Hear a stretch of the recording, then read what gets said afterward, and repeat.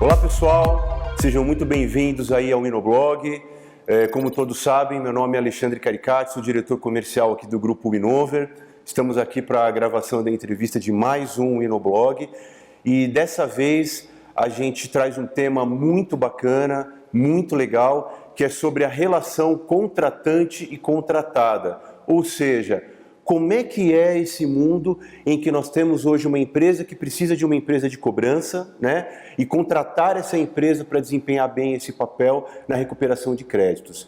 E para desenvolver esse tema, para bater esse papo com a gente, eu estou muito feliz também de ter a presença aqui do meu grande amigo e também um mestre aí da área de cobrança, da área de crédito, da área de score, o Eduardo Tambellini, que é o consultor da FICO Go On. Tambellini, obrigado aí pela tua presença, viu? Muito obrigado, é um prazer estar aqui com você. Muito feliz aqui de te receber, é uma honra ter você aqui com a gente para trocar uma ideia aí a respeito desse assunto.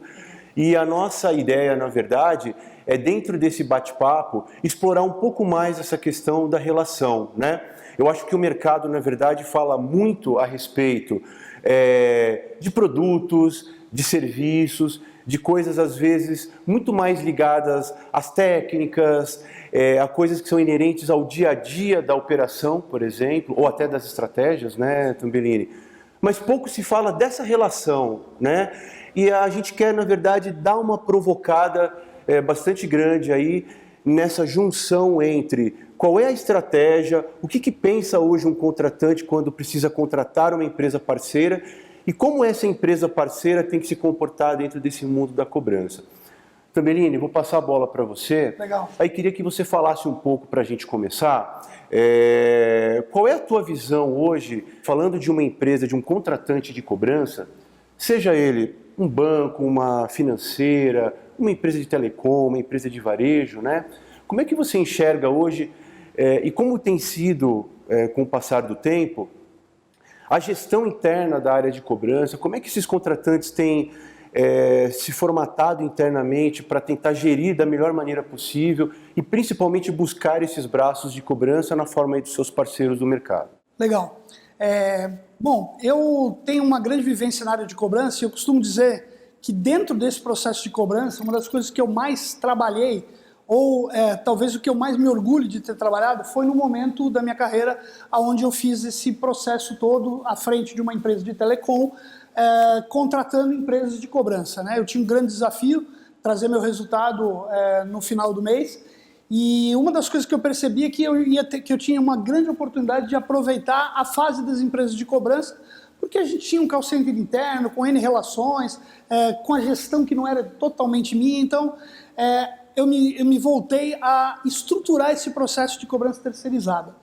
E na época, uma época muito interessante, que foi logo depois da privatização do sistema de telecomunicações, das empresas de telecomunicações. Eu era uma telecom que com 90 dias eu cancelava a linha fixa e o maior instrumento desse cliente, que era o telefone, né, para um contato, acabava não existindo mais. E na época o celular ainda não era o movimento que hoje se tem, né? Hoje todo mundo tem um smartphone na mão. E naquela época a gente tinha já um volume de empresas de cobrança na empresa, que eram 27 empresas de cobrança espalhadas pelo Brasil todo. E minha primeira missão foi sair conhecendo um pouco disso, e isso até é uma história que eu conto também no meu livro, chamado Histórias de Cobrança, né? Aliás, aproveitando o ensejo, se você que está assistindo o vídeo ainda não conhece, por favor, procure aí, né, nas livrarias ou contigo também diretamente. No próprio, né? Se você for na internet escrever Histórias de Cobrança, você vai achar o próprio site da editora, a editora Letras e Cores, e lá mesmo você pode fazer sua encomenda. Ai, já que fizemos legal. até a propaganda aqui, né? Ótimo. Olha aí, então fica a dica aí para vocês, hein? Mas vamos lá, Tambellini. Mas voltando, né? E eu conto essa história no livro, onde eu saí entendendo o que a gente tinha dentro de casa em termos de empresa. E eu vi de tudo, né? Eu vi empresas que eram empresas muito grandes, empresas que eram uma sala com o dono e a secretária. né? E ali tudo eu comecei a entender que para eu ganhar esse jogo eu tinha que mudar. Saí eu e o meu funcionário na época, um grande amigo hoje, o Newton, procurando algumas empresas, vendo algumas empresas, né? Fazendo visitas.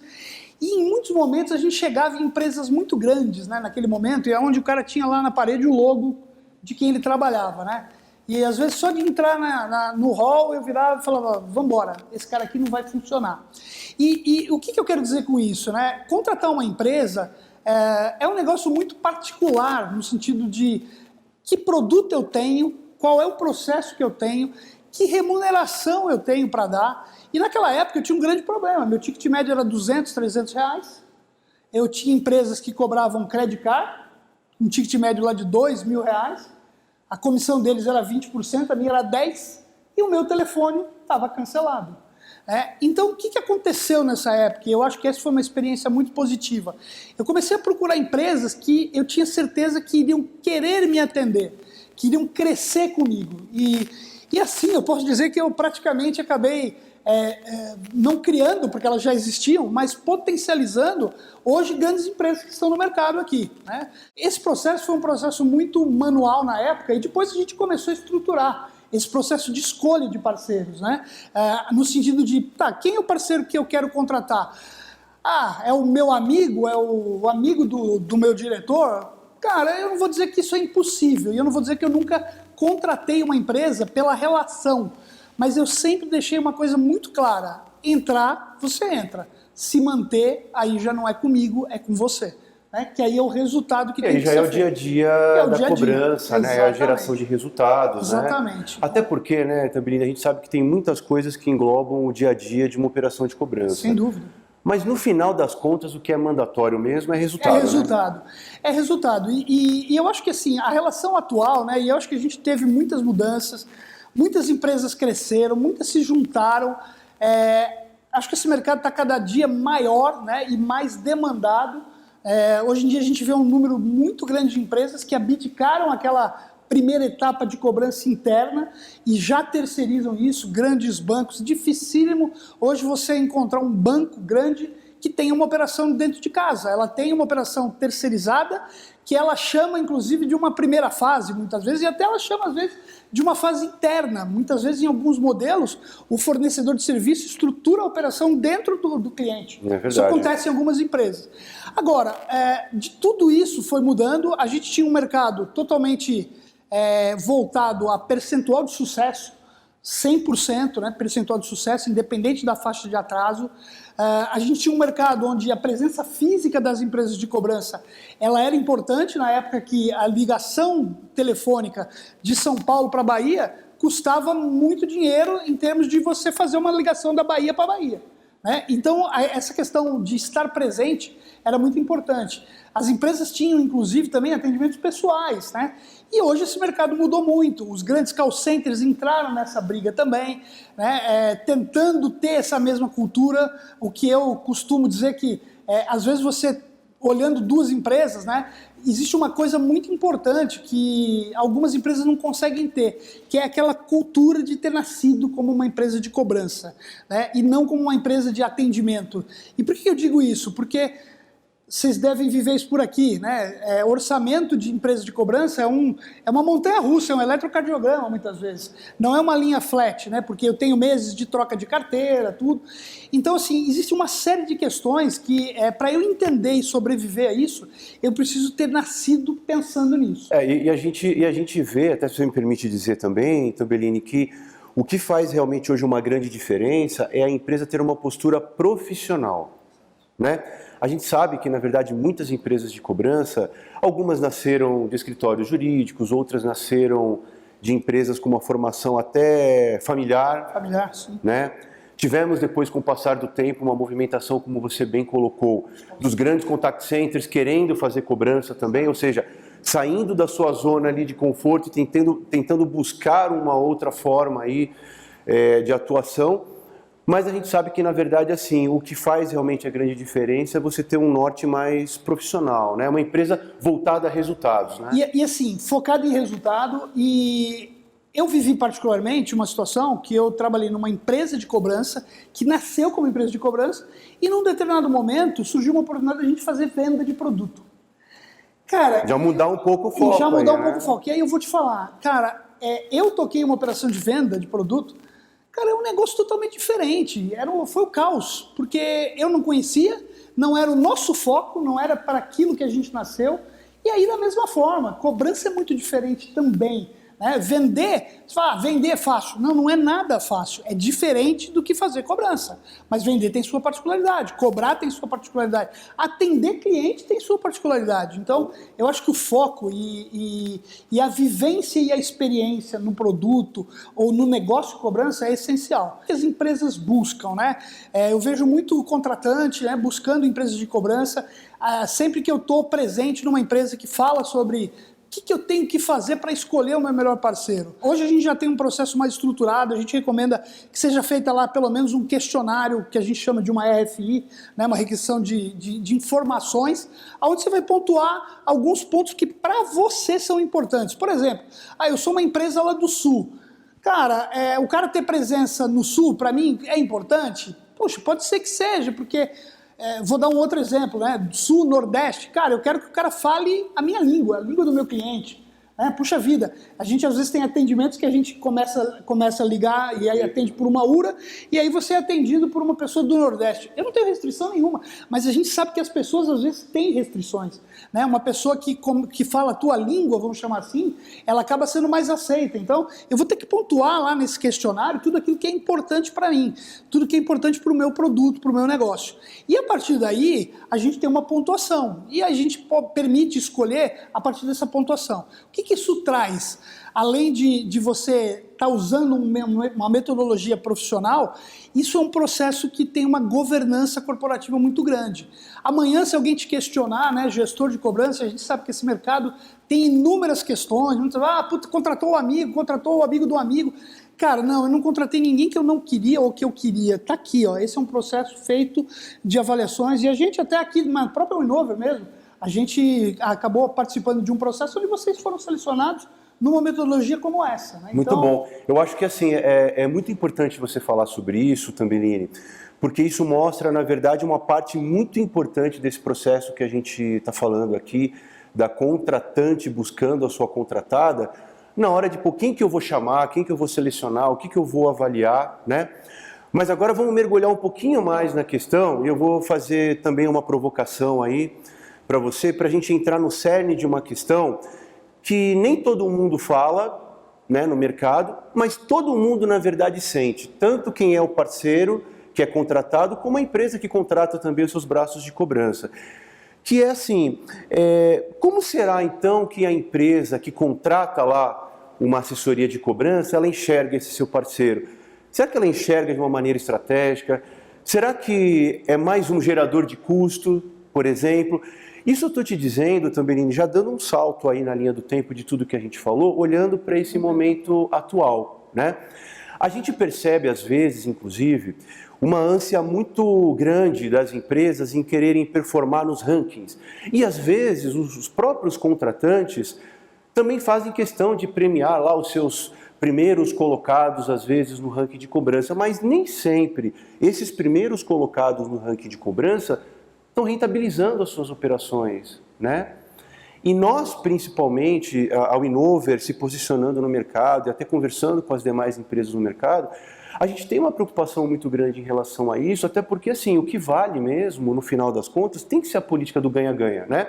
Tem que ser bom para a empresa que contrata, para receber aquele resultado dos seus indicadores de recuperação que ela precisa, e tem que ser bom para a assessoria de cobrança no âmbito da sua performance, da sua rentabilidade, até para que ela possa se manter, superar, prosperar e crescer, né? Como é que se enxerga essa questão, esse momento? Você acha que isso vai mudar, que a gente vai conseguir quebrar esse paradigma ou não? Eu acho que essa questão, talvez, como você disse, né, acho que isso não é talvez colocado muito publicamente, mas em todas as empresas de cobrança que a gente conversa, em alguns fóruns específicos, a gente sabe que o empresário da empresa de cobrança, ele tem essa dor, né? De, cara, eu preciso estar muito bem rentabilizado, né? E eu acho que no decorrer desse processo todo, E se a gente for ver isso, eu acho que na história humana, né, o ser humano ele vai estar querendo sempre se superar, sempre ter resultados melhores, né? Eu lembro de uma época que eu participei de uma reunião de final de ano, o cara da empresa falou assim, é melhor a gente nem mostrar esse resultado aqui que a gente pode dar, porque senão o ano que vem vai ser mais desafiador. E esse negócio é assim, não dá pra gente falar que vai mudar, né? Então, quer dizer, eu tenho cada vez mais desafios, tenho cada vez mais metas de recuperação. Por outro lado, eu tenho um público que também já é muito diferente, eu tenho falado isso em todos os locais que eu dou entrevistas, que eu faço minhas chamadas, né? O Inadimplente mudou de perfil, hoje a gente tem um perfil totalmente diferente que a gente tinha anos atrás, hoje o acesso ao crédito é muito mais fácil, hoje qualquer mulher tem lá, mulher, senhora, tem lá 2, 3 cartões de crédito private label na carteira, né? E ela não pode ter um limite de 5, mas ela tem 5, tem 10 de 500, né? Então, quer dizer, o cenário é diferente. Então, as empresas que dão crédito, por outro lado, elas dão crédito, elas querem ter o retorno. Acho que a questão ficou muito clara que, cobrança é um negócio que eu não sou especialista, né? Então, puxa vida, eu vou terceirizar. No momento de terceirizar, tem um negócio um detalhe importantíssimo, né? Qual o preço que eu vou pagar? Por exemplo, quando a gente fala de success fee, eu vou pagar 10%, eu vou pagar 20%. Uma coisa que a gente sempre faz quando a gente chega numa empresa de cobrança, de uma empresa que tem cobrança terceirizada, é perguntar quais são os percentuais de comissão que esse cara paga hoje para o mercado. E a gente tem aí, e aí isso praticamente eu montei, com a ajuda de alguns amigos, a gente montou hoje uma tabela que a gente chama de um benchmark de comissão, né? Então, cara, se eu estou olhando lá que a média de uma faixa de... Gente, qualquer número, tá? Uma média da faixa de 60 a 90 é pagar 10% no mercado, cara, se esse cara estiver pagando 5%, cara, a empresa dele não vai performar. Não pode estar muito descolado, nem para baixo, nem para cima. Nem para cima, exatamente. A gente já pegou situações, inclusive, que estava muito para cima, e aí a gente teve que baixar, né? E porque aí, isso também, estando muito para cima, acaba interferindo no budget da empresa sem também, dúvida, né? Sem dúvida. Então, assim, eu não posso nem pagar pouco, nem pagar muito. O que você falou, que é uma palavrinha que eu sempre acreditei, quando eu trabalhei com esse processo, é relação ganha-ganha. Eu tive um chefe que ele falava assim, que relação que esse cara quer de parceria? Ele entra com o arame e eu entro com o equilibrista? Pô, isso não é parceria, isso não é ganha-ganha, né? Então, eu acho que tem uma questão muito forte que é, que preço eu vou pagar? Tem uma outra questão, e isso eu me lembro que eu consegui superar nesse desafio na empresa de telecom, que é o seguinte, geralmente quem é que é o responsável por contratar empresas, ou negócios, ou seja lá, serviços?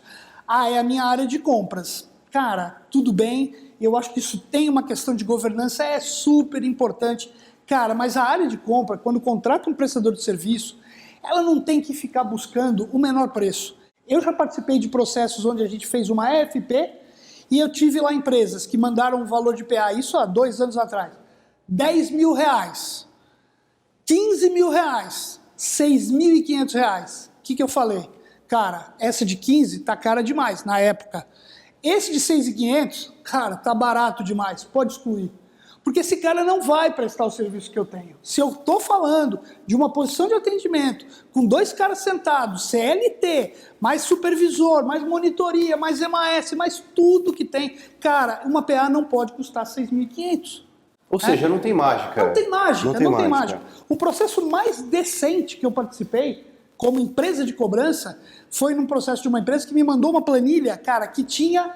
E essa planilha eu acabei adaptando ela e eu uso até hoje, né, com as taxas. Tinha lá impostos, bonitinho, turnover, quanto que você paga de refeição, de alimentação, de plano de saúde, qual é a tua margem. A gente mandava a planilha aberta.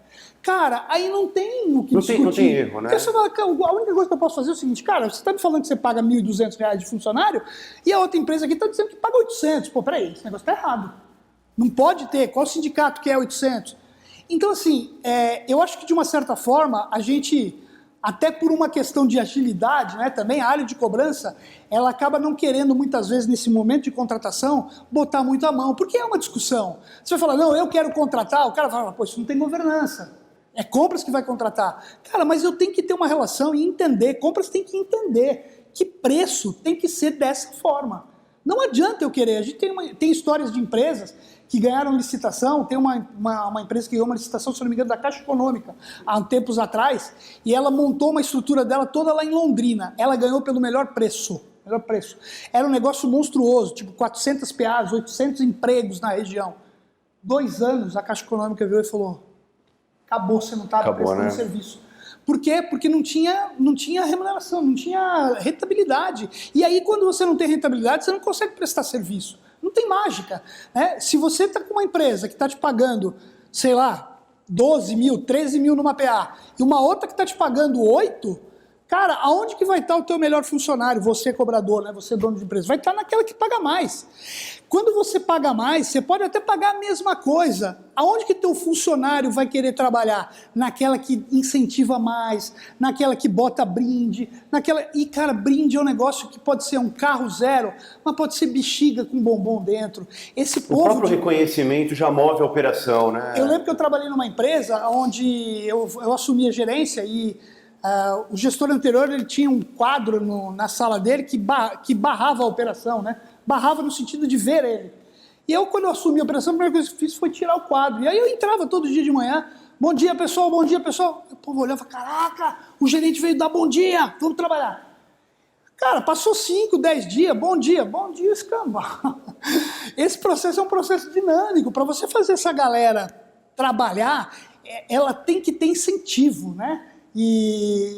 Então, assim, não vai adiantar. Se você está lá numa empresa, você tem 2 clientes que você está prestando serviço, esse aqui bota balão, esse aqui bota banner, esse aqui bota coisa, cara, e esse aqui não faz nada, esse aqui vai olhar para esse aqui e falar: puta, eu quero trabalhar lá. Então, assim, não é simplesmente uma questão de eu pagar bem, é eu olhar esse prestador. Terceirizar serviço não significa largar na mão de alguém. Perfeito, perfeito. Esse é um processo importante. E tem uma outra questão também, Tambellini, que eu acho que é importante a gente falar e a gente não pode deixar de dizer, que é: será que essas empresas contratantes, elas têm realmente a preocupação de criar parcerias sólidas, que sejam duradouras, né? Porque o que acontece? Se você contrata de qualquer jeito, se você não se preocupa se o teu parceiro tem rentabilidade ou não, o que acontece? Você acaba, de certa forma, provocando uma rotatividade. É um tipo de contratação leonina, ou seja, hoje eu tenho você, amanhã eu tenho outro, depois eu tenho outro. Ou seja, eu tenho sempre vários parceiros, mas nunca nenhum firme, nunca nenhum fixo, né? Então, assim, eu acho que muitas empresas, e aí eu acho que tem um erro também da empresa de cobrança, no momento que às vezes ela é convidada para um processo, e ela fala: tá bom, beleza, olha, eu quero colocar uma empresa nova aqui como desafiante. Aí você chegou à conclusão lá com o teu cliente, muitas vezes fala: vou ter que ter aqui 10 PAs. Beleza, 10 PAs é mais ou menos o que todo mundo tem. Só que aí, o que você fez no primeiro mês? Fala: cara, vou arrebentar. Vou arrebentar para mostrar serviço. Vou botar aqui 15 PA, 20, vou mandar SMS, Arrebentou. Aí o que aconteceu? Ele falou: puta, esse cara tem potencial para me dar isso. E aí você vai falar: puta, mas não vou fazer isso todo dia. Eu vou diminuir porque eu quero achar a minha margem também. E a empresa de cobrança também faz isso, ela tem que achar a margem dela. Agora, uma coisa que eu vejo também, e isso é uma provocação, muita empresa de cobrança aceita aquela margem e fala: opa, aqui eu não estou perdendo dinheiro e estou ganhando um pouco. Então é aqui que eu vou ficar. Não pode entrar na zona de conforto. Né? Não pode entrar na zona de conforto. Né? Mas assim, eu acho que o momento do mercado é muito complicado. A cada vez mais a gente vê empresas de cobrança passando dificuldade. E dentro desse meio tem de tudo. Tem empresas que são efetivamente muito boas. Tem empresas que... Esse mercado é imenso, né? No meu livro eu pesquisei pelo KINAI de empresas de cobrança e a gente acha aí mais de 10 mil empresas de cobrança no Brasil. É um negócio assim assustador. Nem me lembro se o número é esse ou se é maior, mas enfim. Então existe uma diversidade muito grande. Existe empresa que a gente às vezes chega num cliente e olha uma empresa que está cobrando para ele e fala: cara, mas o cara teria que ser um especialista, né? E a gente vê o cliente tendo que colocar a mão dele, muitas vezes, em algumas empresas, para tirar um relatório, muitas vezes. Um relatório de funil de contato. Né? Quantas tentativas, quantos alôs, quantos CPC, quantos negócios, quantos cumpridos. Cara, tem empresa que não tem isso. É inacreditável. Eu não consigo entender como é que o cara consegue gerir cobrança sem saber o resultado da sua operação. Não, muito importante todas essas colocações, né, Tambellini? Eu acho que são questões que de novo, o mercado sabe, vivencia, como você disse, sente a dor, mas acaba não falando muito sobre isso. Exatamente. Né? E até porque, por exemplo, a gente estava conversando um pouquinho antes da entrevista, você até me falou, putz, eu estou aqui, vai fazer quase um ano, trouxe alguns negócios, mas teve um, por exemplo, que a gente chegou até a ganhar, mas a gente acabou declinando por preço. Cara, fantástico. As empresas têm que aprender a dizer não. Porque assim, se eu aceito tudo, cara, esse mercado cada vez está mais marginalizado. Então assim, não adianta... Tem que ter uma postura profissional. Tem que ter uma postura profissional e esse trabalho é um negócio.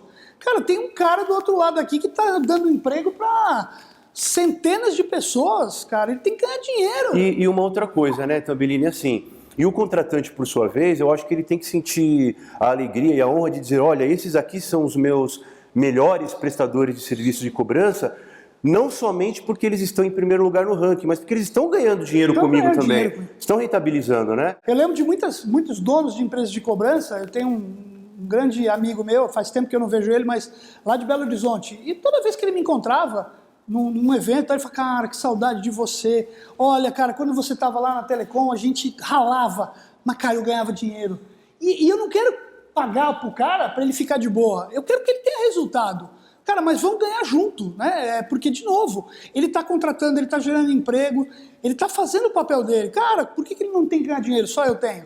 Né? Não adianta, aí parceria ganha-ganha, ganha-ganha para os dois.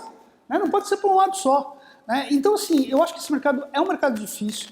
Eu vejo muitas vezes modelos de remuneração que, cara, a empresa não entende o que o contratante quer. A gente fez um trabalho numa empresa de cobrança há muito tempo atrás. Cara, eu fiquei uns 3 dias para entender qual era a regra que a empresa estabeleceu para resultado. Dentro da empresa tinha 3 pessoas, 3 me falaram diferente. Caramba. E assim, pô, cara, para que precisa ser tão complexo? No final, o que é? Não é resultado? É resultado. Putz, cara, eu preciso saber, eu pago você Success Fee, eu preciso saber quantas PAs estão lá sentadas, tem nem que conta PA, vai lá para contar PA. Aí o cara, me engana que eu gosto, né? Eu digo que o cara vai lá, o cara enche de PA, tem 15. Aí o cara vai embora, fica só 5. Cara, eu não preciso controlar determinadas coisas. Se o meu modelo de remuneração é Success Fee, esse cara faz do jeito que ele tem que ele quiser, mas ele tem que trazer meu resultado. Se ele tem 5 PAs ao invés de 10 e não traz o resultado, eu não vou deixar por menos. Mas eu não posso querer dar o tom do que ele tem que trabalhar. Eu pago PA fixa. Legal, pago PA fixa, eu compro o serviço. Legal, aí eu compro PA fixa e aí eu peço também para ele fazer campanha de SMS. E SMS não está no preço da PA. Pô, aí não dá também. Então assim, gente, eu não estou aqui nesse momento... Eu acho que uma coisa que faz uma grande diferença também, né, Tambellini, é se planejar e se organizar. Tanto pelo lado do contratante, como também pelo lado da contratada. Sem dúvida. Né? Acho que planejamento e organização, nesse caso, faz toda a diferença, como você está falando. O cara, de repente, ele não está esperando um custo desse. Exato. Você coloca lá, enfia a goela abaixo esse custo, e como é que o teu prestador vai fazer, né? Pois é, eu acho que dá para entender que o meu discurso aqui não é defender um lado e o outro, de maneira nenhuma. Mas assim, eu já vivi dos dois lados. Quando eu vivi como contratante, cara, eu queria ao máximo que o meu prestador de serviço estivesse ganhando dinheiro.